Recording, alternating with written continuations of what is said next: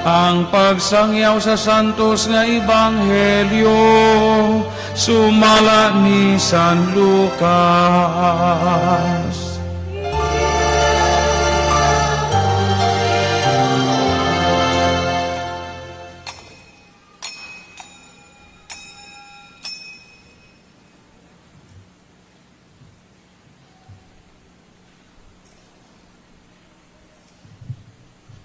Miingon si Jesus sa iyang mga tinunan, sultihan ko kamo nga namati kanako.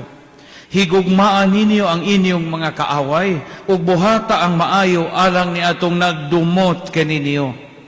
Panalangini ang manghimaraot kaninyo, ug pagampo kamo alang sa nagdaog-daog kaninyo. Kung may musagpa sa inyong aping, ipasagpa usab ang pikas. O kung adunay muagaw sa inyong kamisa dentro, ihatag usab ang imong kamisin. Hatagi ninyo ang tanan nga mangayo, o kung may mukuha sa inyong butang, ayaw na kinihigbawi'a.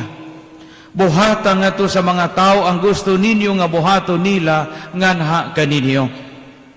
Kung mauray higugmao ninyo sila nga nahigugma kaninyo, nganong magpaabot pa man kamog panalangin? Bisan gani ang mga makasasa na higugma man atong mahigugma kanila.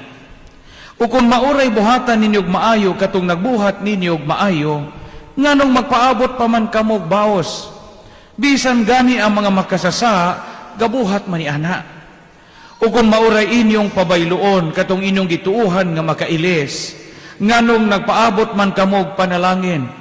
Bisan gani ang mga makasasa, magpabaylo man nga to sa mga makasasala, ug magpaabot nga sila bayran.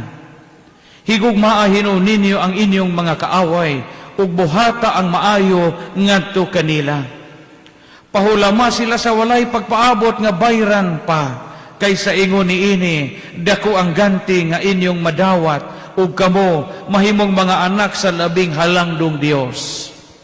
Kay siya maayo nga to sa mga dili mapasalamaton, ingon man sa mga dautan. Busa pagmaluluyon kamo, ingon nga maluluyon ang inyong amahan. Ayaw kamo paghukom sa inyong isigkatao, ug ang Dios dili maghukom kaninyo. Ayaw sila pakasada, ug kamo dili pakasadon sa Dios. Pasayloa sila, ug ang Dios mo pasaylo usab kaninyo. Panghatag kamo sa uban, ug ang Dios mo hatag usab kaninyo. Madawat ninyo ang hustong takos, ug pakapinan pagayod. Ibubo sa inyong mga kamot, kutob sa inyong mahakgom. Ang taksanan nga inyong gamiton alang sa uban, mausab ang taksanan nga gamiton sa Dios alang kaninyo. Ang Ebanghelyo sa Ginoo.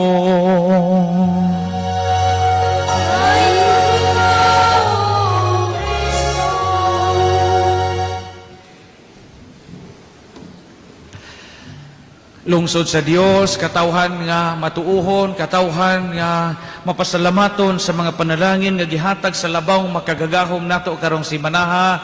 Apil na nina ato mga online viewers and followers sa nagalalaing nasod sa kalibutan nga sa kanunay nagsunod o namalandong uban kanato sa atong online mass karon. Kanini yung tanan maayong buntag. Pasalamatan ug daygo nato ang Dios sa di maisip nga mga grasya ug panalangin lugway sa atong kinabuhi. Ang ebanghelyo karon aho jud ning gitarong og basa kay makadasig pero kinalisuran buhaton. Kinalisuran buhaton og maghuna-huna kang mobasa ka sa ebanghelyo karon makaingon kag kinsa ra bay malangit na to aning kalakia. Gipahinumduman kita sa ebanghelyo karon o gihatagan kitag usa ka mahinungdanong mensahe nga sarang ato untang mapuy-an o mahinuklugan adlaw-adlaw. Unsa may pinaka mahinungdanong mensahe sa ebanghelyo karon kining giingon og ang pagbuhat og labaw sa kasagaran. Ang pagbuhat og labaw sa kasagaran, Kristohanon daini nga tawag. Nagiunsa man ni sa Ginoo pag patuhop ang iyang mensahe nga rikanato nga kinahanglan nitang mubuhat og labaw sa ordinaryo nga gibuhat sa uban. Daghan ang giingon sa ebanghelyo karon og ato ning tagsa-tagsaon murag mamatay na tadi ta kabuhat ani. Number 1, ingon na Ginoo, higugma imong kaaway. Unya pagbuhat og maayo nga to kanila. Di ganita mahigugma na binaji na tong di mulungag samot na ng kaaway. Di ba? Sura ka sumbuhaton, no? Buhat labaw sa kasagaran. Yan na Ginoo, mo'y buhatan ninyo tong labaw sa gibuhat sa kasagaran dinha sa kalibutan. Unya ingon og pagbuhat mog maadyo sa mga tawo gadumot ninyo. Ay hayaman. Gadumot pa na nato ja ato pang tagaan og ayuda, ato pang tagaan, ato pang imbitaron og magpista ta gadumot nato. Sa may maadjog ato ino nang ipabarang aron maburot ng tijan, inig taob o mo gamay po ng tijan, inig hunasa suba sa durol. Buhat labaw sa kasagaran lisura. Naingon pa jud dinhi mao ni usa sa mga pinakalisod og sagpaon imong aping ipasagpa usab ang pikas. Kisa bambuanga mo pataraan itong api. Maito kanitag masikhan ta mo sakay tag pasahero sa kinang di pasahero nga guot na masikhan ta na pasagpa na nun ang pikas aping. Napayusa og gundunay mo ilog sa imong kamisa dentro iapil og hatag imong kamisin. Sus lisura, no? Huwag na ka mo mga baji, ani na ahuon na imong blouse, mare, uy, apila ni humbra, mare, imuon na ni humbra, mare. Mahimo ka na nato. Labaw sa kasagaran. Nya, gihagit kita sa Ginoo, ingon na Ginoo karon sa Ebanghelyo.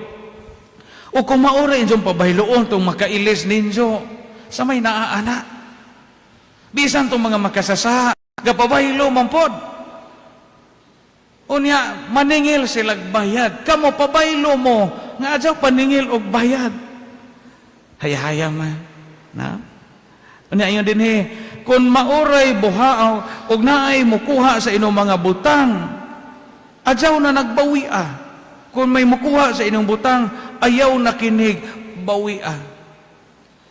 Ako kinta nga, paris-pris na to, dyan ay mukuha aning generator sa parokya, di ka no ipablater. Pastil lang lisura ning balaod sa gugma sa atong Ginoong Hesukristo pa. Pero ngano man nga ingon maginuog, buhata ang labaw sa kasagaran. Tungod kay gusto ang Ginoo, nara na po sa Ebanghelyo ang tubag. Tungod kay gusto ang Ginoo mga igsuon nga makaamgo kita nga ang Dios maayo alang natong tanan. Amen. Ingon bitaw ang Ginoo dinhi. Ang Ginoo nagpada sa iyang uwan og init sa mga tarong og sa mga makasasa, sa mga way Ginoo og sa way Ginoo og sa naay Ginoo, puro gipauwanan, puro nakadawat og kahayag sa kalibutan kay kitang tanan mga anak sa Dios.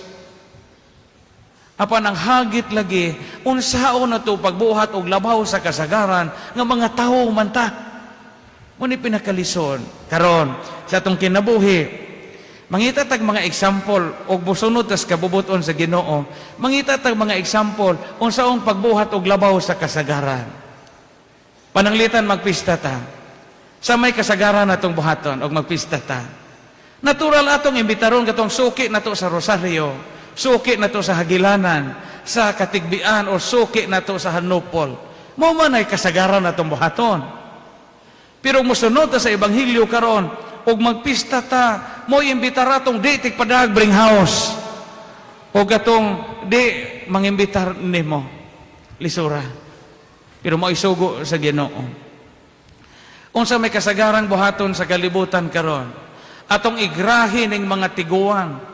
Ingon taw kamo mga tiguang, kamo nahay tay tiguang namo pagpudyo mo diha, kami ray lakaw. Og buhaton nato ang labaw sa kasagaran, balihon nato. Kitang mga askil mo'y magpudyo, ang ato mga tiguang maoy atong pasuroyon.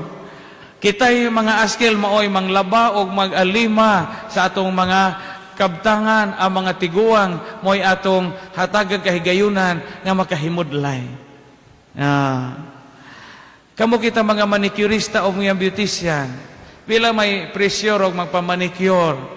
May butang tago o 60 or 100, kamot 100 TL. Nanay magpamanicure ninyong 20 ray kwarta. Ug musunod sa ebanghelyo karon, manicure na tanan, pedicure, apila pag hinguko na sa simol. Aron mo tagam di na mo balik nimo. Ay nga maginugbuhat og labaw sa kasagaran. Kinalisura no? Unya nakitay pobre nga hiangay sa imong anak. Unya abogado ka, doktor ka, or judge ka, na kinapobrihan nga ng mga asawa sa imong anak, wadya mo dyan kwarta. Unya, interesado nga makigminyo sa imong anak. Ug musunod kas kabubuton sa Ginoo karon, ikaw mo gasto kumbira. Ikaw pa'y nahalinan og daga, ikaw pa'y nakuhaan og daga, ikaw pa mo gasto og kumbira. Mahimo ka na. Labaw sa kasagaran man. Kamu din mga alagad sa simbahan, choir, minister, mga in charge sa lagay-laing mga pundok sa simbahan, ingon maginog buhata ang labaw sa kasagaran.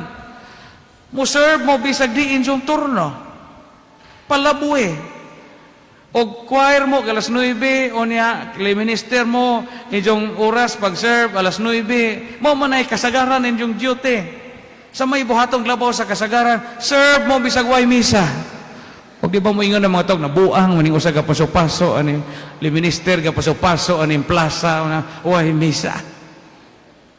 Labaw sa kasagaran man. Di mo angay ang Ginoong mubuhat sa unsay gipangbuhat sa uban. Kay aron mapakita nato nga kitang mga Kristohanon lahi o panglantaw kaysa mga tao nga way Ginoo. Kamo mga dato din nga dagag helper. Kamo mga dato din nga tagsag maid, na ay maid para baboy, na ay maid para sa tiguang nga kaigit, na ay maid para sa inyong buwak nga mahalon, na ay maid para sa inyong farm. Ug sunod ta karon sa ebanghelyo, pagbuhat labaw sa kasagaran, panahog sa Badog Domingo mo ingon mo sa inyong helper nga tan-aw mog sini pangdisko mo. Ako ra hinlo ana mga buhaton sa bahay. Mahimo ka na. Di ka ninyo palayason ng inyong mga helper o mo na ilang buhaton. But ang hagit sa ebanghelyo karon, usa ka radikal nga butang, makapausab sa hulagway sa kalibutan o makapausab sa dagan sa atong kinabuhi.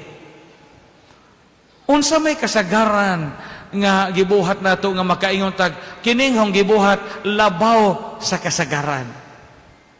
Kayo mang Ginoo mo rin yung gibuhat sa mga makasasa o sa mga way Ginoo sa may panalangin ninyo. Nga bisan tong mga tao gawa mo tuo Ginoo gabuhat man ana. Lisod ka ayong buhaton. Kami mga pari, pamalandong pumina mo. Di ba? Og musunod mi sa ebanghelyo karon. Uyon kita, kamo mga pari, example, kami mga pari, mumisa gihapon mo, bisag way sobre nga ituno. Kay buhat man labaw sa kasagaran. Kaya mumisa, mininjong minatay, magpa-blessing, migbay. Pader, di ay, pila man ni pedana. Uyan na ba magpilay bayad? Kanang stipend, di na ba na bayad, ha? Kaya mo ang uban og day bayad, Father. Sa iyong pag-blessing, ang stipend, di na bayad. Wa may bayad ang sakramento. Wa may bayad ang grasya sa Ginoo. Kanang inong ihatang nga sobre, hindi ko man na magmisa, hindi ko man na mag-blessing, gitawag man nag-stipend. It's not a fee. It's your support to the church. It's your support to the church nga gihatag ninyo sa pari nga mo'y minister sa simbahan. Pero di na bayad sa among pagmisa sa inyong patay. Kabayaran ba di ay ang sakramento? Daghang di magkasabot ana. Kaya magyaw-yaw maning uban nga first Father di man may makabayad anang kasal nga special, di man may kabayad og magpamisa mig minatay. Wa may bayad ang sakramento. It's your support. Generous support ngadto sa simbahan. So buhat mo glabaw sa kasagaran. Kay maudi ay ni ang kalipay sa Ginoo. Dili day ato bang hunaw-naon ang Ebanghelyo karon, why merit? Why merit pananglitan ug hinghatag ka gapabaylo kag kwarta kay kahibaw ka nga siya makailis ra pod og naay interest. Why merit na kay ordinary mo man gibuhat sa kalibutan. Ang gusto sa Ginoo nga kanang mubuhat jutag labaw sa kasagaran ug di mo gihimo sa kasagarang mga tao sa kalibutan. Mo nga gihatagan taghingpit nga panigingnan higugmain jong kaaway. Higugmain jong kaaway. Kay sa kalibutan di man jud na lisod man abuhaton ng paghigugmag kaaway.